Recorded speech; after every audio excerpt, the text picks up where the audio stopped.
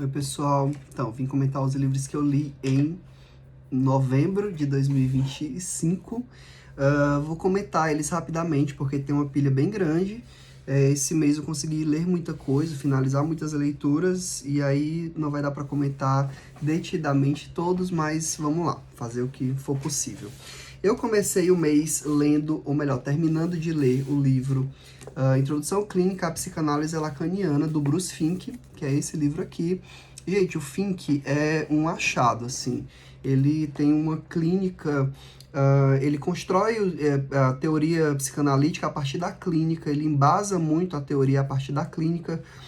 Então, os temas que ele comenta de psicanálise são sempre muito ilustrados com casos, com os atendimentos dele. Então, é muito legal, especialmente para iniciante, mas não só para iniciante, assim. Ele ajuda a gente a refletir sobre nossa clínica. Já comentei um livro anterior dele, mas finalizei a leitura desse e estou lendo outro, então tudo que ele escreve, de alguma forma a gente consegue aproveitar para incrementar mesmo o nosso conhecimento sobre psicanálise. E nesse aqui, especialmente, ele se volta para o Lacan.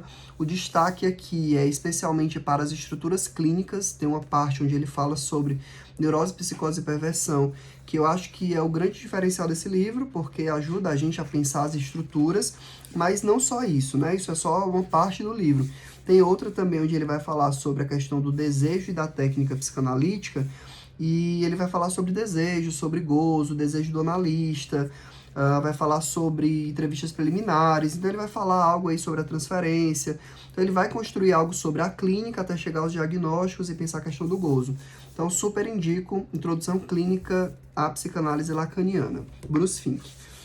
E aí eu li meu primeiro Edouard Louis com o Renan, a gente leu juntos, sim, foi rápido, né, um livro muito curtinho, e aqui fala especialmente da relação dele com o pai, né, da questão dele se assumir, da questão da homossexualidade e do fato de ele desde criança ser uma criança afeminada, e o quanto isso era vergonhoso para o pai, e do quanto a relação com o pai foi bastante problemática até no fim do livro, assim, no fim do momento em que ele faz esse recorte, eles poderem de alguma forma tentar uma reconciliação a partir desse pai doente e tudo mais. Então, muito bom, adorei a escrita do Edouard Louis, ela me lembra um pouco a escrita da aquela francesa que eu li recentemente, Annie Ernaux. É o mesmo tipo de literatura, né? Que é uma literatura que ela parece um pouco romanceada, mas é autobiográfica, mas não é só um relato, porque tem uma construção narrativa e literária, estética. Então, enfim, é isso, só que é um pouco mais ainda refinada, mas adorei a escrita do Edouard Louis, vai ser um autor daqueles que eu vou querer ler tudo. Depois eu reli o livro do Douglas Franklin, As Cartas que Te Escrevi e Nunca Te Enviei. Estou falando releitura porque eu tinha lido esse livro quando ele ainda era um esboço, né? Assim, antes dele publicar, ele me enviou, ele pediu comentários e tudo mais que eu enviei para ele. Então, na verdade, é a primeira vez que eu leio essa versão, porque depois dessa leitura que eu fiz, ele incrementou alguns poemas aqui e atualizou o livro. O livro é dividido essencialmente em duas partes, uma que tem os poemas e um que tem cartas e outros escritos. Eu gosto muito mais da parte dos poemas, gosto menos da parte que tem os textos avulsos, mas gosto também, não é que eu desgosto, pelo amor de Deus, mas eu me apeguei mais aos poemas, assim. Tem poemas que eu gosto muito, que especialmente o primeiro, que é o que tem a ver com o polvo. Os primeiros são muito bons, enfim, tem textos muito bons. Acho um excelente livro de estreia. O Douglas já está anunciando próximos livros aí que ele já escreveu e que ele vai lançar, mas ele ainda está trabalhando a divulgação desse aqui, As Cartas que Te Escrevi e Nunca Te Enviei. Douglas é cearense, ele é super jovem, foi ele mesmo que investiu na publicação desse livro, e tá lindo a edição, o projeto gráfico desse livro é incrível, eu acho ele a coisa mais linda, e a escrita do Douglas também é muito boa. Depois eu li um livro de uma autora cearense, na verdade eu acho que ela nasceu do Rio de Janeiro, enfim, ela atualmente mora no Ceará, que é a Glória Diógenes, que publicou Mãe Sem a Outra. Gente, essa foi talvez a melhor leitura que eu fiz em 2025, se não a maior. se não a melhor, uma das melhores com certeza. Num vídeo de melhores leituras esse vai aparecer, que é um livro onde ela conta sobre uma filha que ela perde, a Raquel, quando ela tinha em torno dos seus 20 anos, a Glória, e ela fala da dor, desse luto que ainda existe nela, tantos anos depois, tendo tantos filhos, e é um momento de ressignificação, né? Essa escrita dá um novo sentido à vida da Raquel, né? Ela insere a Raquel nessa dinâmica familiar, ela tira a Raquel apenas dos pensamentos e dos afetos e coloca ela em vida através desse livro. Então, é uma escrita de uma beleza absurda, de um teor estético muito visceral. Então, a escrita da Glória é visceral nesse livro. Enfim, é realmente abrasador, assim. É um livro que toca muito, é muito sensível e, ao mesmo tempo, muito... ele é muito forte, assim, é aquele tipo de leitura que ele impacta. Você não tem como sair a mesma pessoa dessa leitura. Depois, eu li o Wicked, para dar uma variada aí no tipo de leitura que eu tava fazendo, porque esse da Glória, gente, é assim, você senta e quer terminar todo de uma vez, né, para sentir a dor toda de uma vez e expurgar essa dor, porque ela remete a dores suas também, né, assim, ela vira uma dor sua também, mas ao mesmo tempo, muito belo, né, assim, é um tipo de literatura e de escrita que nos pega também pela poesia. E aí vim para esse, né, o Wicked, do Gregory Maguire, que é o livro que inspira o filme. O livro é muito melhor, assim, assisti ao segundo filme e não gostei, assim, acho que o desfecho, especialmente, eu não vou falar, mas o desfecho me desagradou bastante e é bem diferente do livro. E aí tô bem interessado em ler outras coisas do universo Wicked, mas não pelo filme, assim, honestamente. Acho que o filme podia ter tomado outros rumos e escolheu mais fácil, assim, né? Tornou a coisa meio Disney. Mas é isso. Temos a literatura, temos o livro. Gente, é uma literatura adulta, assim, essa é a primeira coisa. Aqui é muito explícito, tem cenas bem explícitas de sexo, palavrão e por aí vai. Então não é uma história infantil e não é um livro para o público infantil, é para o público adulto, embora tenha uma temática muito lúdica, essa coisa toda, né? Então é uma coisa meio jovem. Li junto com o Ítalo, que é o meu amigo, que foi quem me deu esse livro de presente.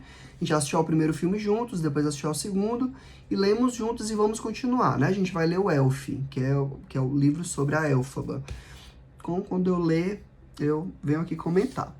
Depois eu reli, na verdade, Psicose, do Robert Bloch, que é o livro que inspirou o filme do Hitchcock.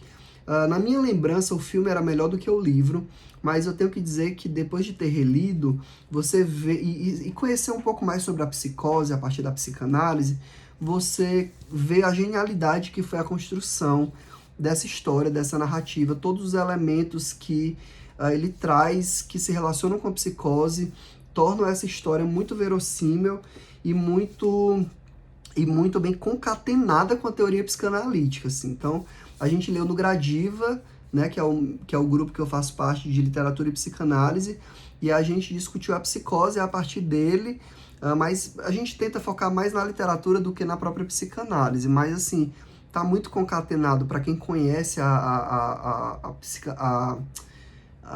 psicose a partir da psicanálise, né? Então a gente tem aqui esse cara que cuida de um motel à beira de estrada, que tá em falência porque a estrada ganhou uma nova via, e aí essa foi abandonada. Então ele tem a mãe dele que é adoentada e tá na casa de trás do motel, e chega uma mulher que cometeu um furto numa empresa, levou $40 mil e vai fugir, e aí ela chega até esse motel, e o resto ou vocês já sabem por causa da história do filme, ou se não sabem, vão ler o livro e depois assistir ao filme, que vale muito a pena. O do Hitchcock é um dos meus favoritos, o filme, e o livro virou também uma das melhores leituras desse ano, embora seja uma releitura, mas fazia muito tempo que eu não lia, e eu tive a sensação dessa vez de que o livro talvez seja melhor do que o filme, né? Pelo menos em relação ao enredo, porque o filme muda uma coisa ou outra. Depois eu li esse, que eu não vou comentar muito, porque eu não amei, assim, Sobre os Ossos dos Mortos, da Olga Tokarczuk. ganhadora do Prêmio Nobel. Esse livro fez um barulhinho, especialmente quando ele foi lançado, que eu acho que foi 2019. Sempre tem algo... 2019 aqui, né? Acho que ele foi publicado em 2009. Em 2019 ele chega aqui pela Todavia. E eu leio agora, né? Assim, depois do hype maior, mas ele ainda tem um certo hype, assim. Eu sempre vejo alguém comentando a leitura desse livro. Ele tem essa capa meio icônica, assim, que ela é bem memorável, né? Essa lombada aqui onde ele fala sobre o Prêmio Nobel. Enfim, é um livro que conta sobre uma mulher mais velha que vive numa cidade que é bastante isolada e que no inverno é muito fria, então as pessoas passam o inverno fora, e ela cuida dessas casas, né, que ficam abandonadas. Ela é professora aposentada e ela gosta muito do William Blake. E aí ela traduz os poemas dele junto com um colega mais novo, e aí eles se reúnem para isso, assim, é o divertimento da semana dela. E aí acontecem alguns assassinatos de pessoas que são caçadores profissionais, né, são de clubes de caça ou algo assim. E aí há todo um mistério para entender como é que esses assassinatos ocorrem, e ela denuncia que são os animais que estão se vingando desses caçadores, né? E aí o livro gira em torno disso. Eu achei um livro um pouco extenso, acho que não precisava ele ser tão extenso, e ao final eu achei ele pouco original, assim. Você tem uma expectativa de um plot twist que vai ser surpreendente, e confesso que não achei. Então, nesse sentido é que dá meio que um banho de água fria, mas ele é bem escrito, sim. Quer dizer, não é o melhor livro escrito do mundo, mas o que eu quero dizer é que eu não odeio ele, mas eu também não amo. Eu gostei de ter lido, mas eu nunca mais vou reler. Não pretendo relê-lo e pretendo, inclusive, talvez passá-lo pra frente. Tô com pena porque ele é muito bonitinho, mas acho que eu vou passar porque eu não gostei tanto e sei que tem outras pessoas interessadas em lê-lo. Por fim, eu li Eu Queria Ser Cássia Eller, uma biografia do Tom Cardoso. Essa biografia acabou de sair, ela foi publicada pela HarperCollins Brasil. Gente, fazia muito tempo que a gente não tinha uma biografia da Cássia Eller. A última que eu me lembro é de 2005, se eu não estou enganado, que é Apenas Uma Garotinha. Se não for 2005, é 2006 no máximo. Então fazia aí uns 20 anos que a gente não tinha uma biografia nova da Cássia. E a gente tem essa. É interessante porque o que tem de diferente aqui é que o Tom Cardoso ele explora um pouco sobre a questão da morte da Cássia, assim, né? Discute um pouco sobre isso, mas honestamente eu não achei a melhor biografia sobre a Cássia. Achei, inclusive, fiquei me lembrando de várias coisas da vida dela que não estão aqui. A infância basicamente não existe aqui. Então ele traz algumas coisas novas, a relação com o tio. Enfim, tem coisas originais nessa biografia, então ela é mais complementar em relação às outras, mas eu sinto que ela não é muito afetiva. As coisas estão meio que narradas ali, embora tenha depoimento da Maria Eugênia, que é a esposa dela, né? Do Nando Reis. Ainda assim, eu achei ela pouco afetiva, achei ela meio jornalística, meio... traz os fatos, assim. Também não traz muita foto. Enfim, gostei de ter lido. Indico para quem é fã da Cássia, ou para quem quer conhecer ela minimamente. Mas, honestamente, eu acho que não explora muito, assim, os fatos biográficos. Tem mais fatos relacionados à própria carreira dela. E, ainda assim, eu acho que não de forma tão aprofundada. É uma biografia curta, enfim. Então, gostei, mas não amei. Assim, esperava um pouco mais e queria um pouco mais. Queria uma biografia um pouco mais consistente e que ela fosse um pouco mais afetiva. Então é isso, esses foram os livros que eu consegui ler em novembro de 2025 e volto em janeiro para comentar os livros que eu li em dezembro. É isso e até mais.